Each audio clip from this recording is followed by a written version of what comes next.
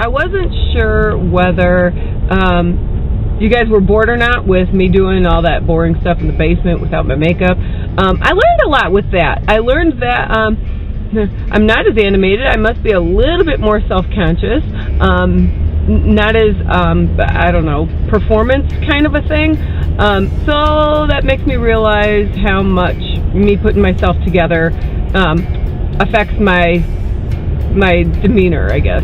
So anyway, I thought I'd take it out and do it over again, but I'm trying to assess my audience in sales. That would be sort of like what I mean with using your different parts of your personality to integrate with the masses without feeling like you're being fake and still being successful.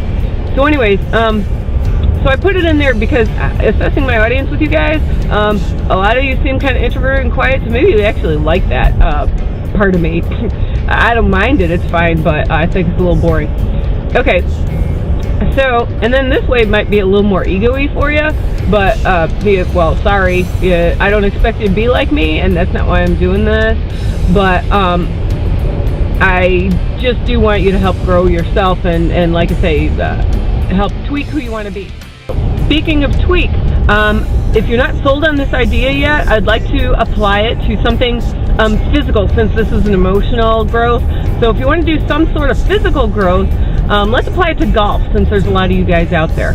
Alright, so let's say you're out with the guys, first time golfing, and you drink a bunch of beers. And you throw the club around, alright, and you totally suck. And that's fine, you're having fun, but you're kind of curious to see if you can do it a little bit better without the beer.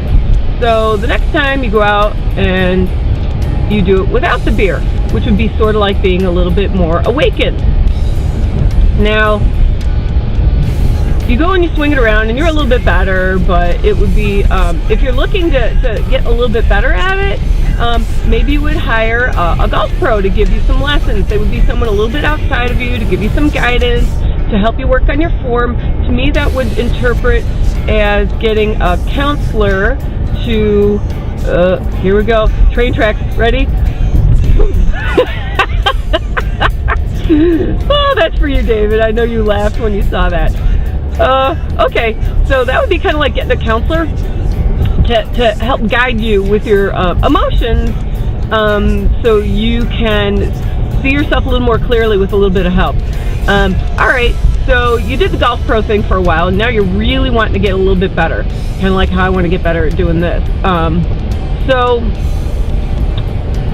I know a lot of golfers or ice skaters or things like that, if they want to improve themselves, they often videotape themselves so they can see what the counselor or what the golf pro has tried to guide them with, but you're not quite getting it. So when you see yourself on film, you can then see how you've swung the club, and then you can see where you need that little bit of tweaking to do a little bit better.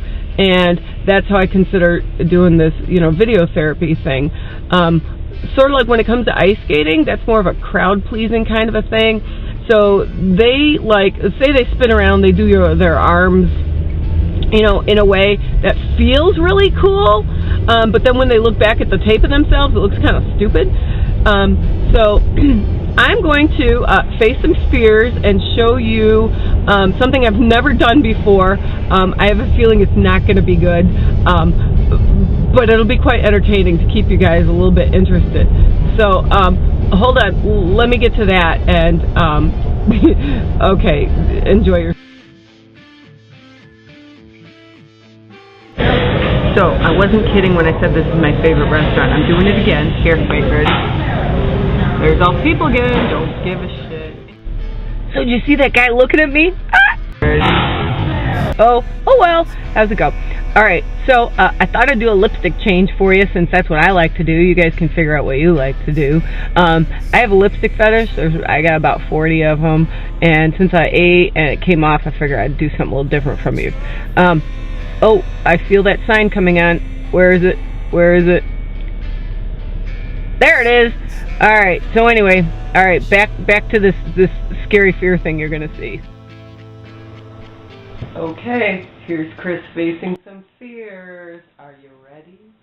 Some other woman is making love to you.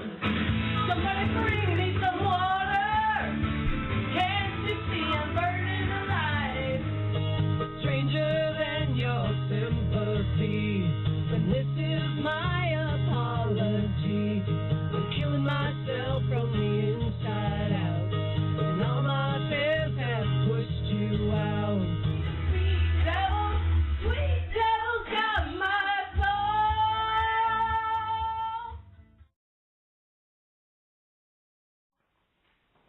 soul. Okay.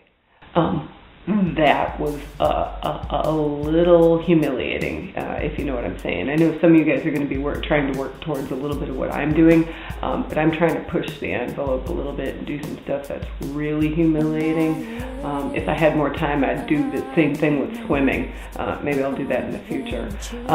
Anyways, okay, so now that I talked about why you want to do this, I'm going to see if I can, and applying it to silly stuff. I mean, if that's really, really a passion I have, because it's really fun to do.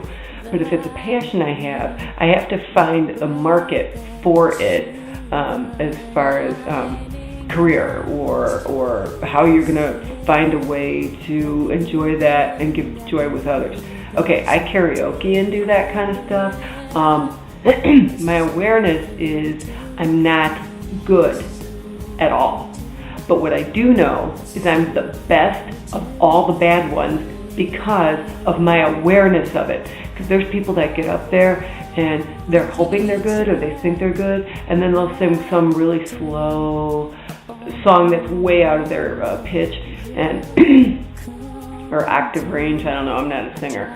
And that's when everyone's going, see, with me, everyone kind of laughs and claps and gets excited when I hit the big notes because I'm fearless. So the reason why you'd be successful at work would be understanding and being aware of your personality and how it would integrate into what your passion could be. That's where people become very successful. Being with other people in human nature, like I said, joy, everything that you have to give, if you keep it all to yourself, that really, really makes me so sad. It's sharing, to love and be loved, that's the whole reason why. So I hope Kumail doesn't mind me talking about this, but I was explaining to him a little bit like the golf theory and how this could benefit people. He's like, well, I'm going to try it. I'm going to go in the mirror. What should I do?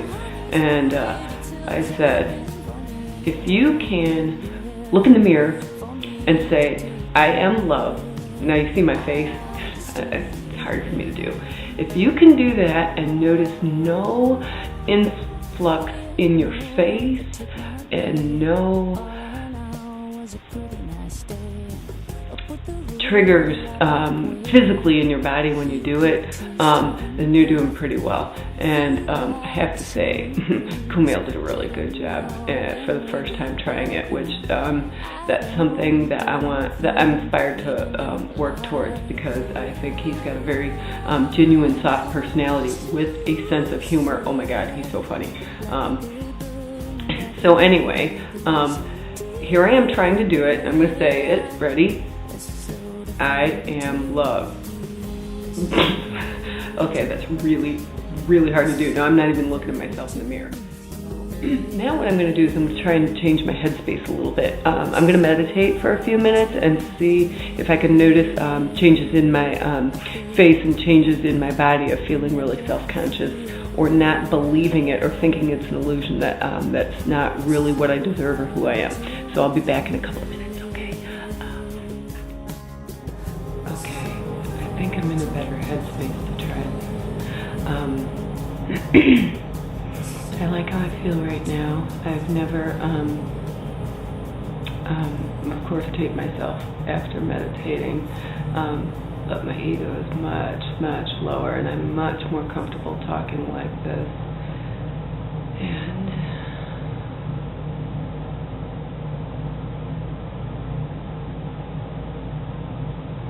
I am love.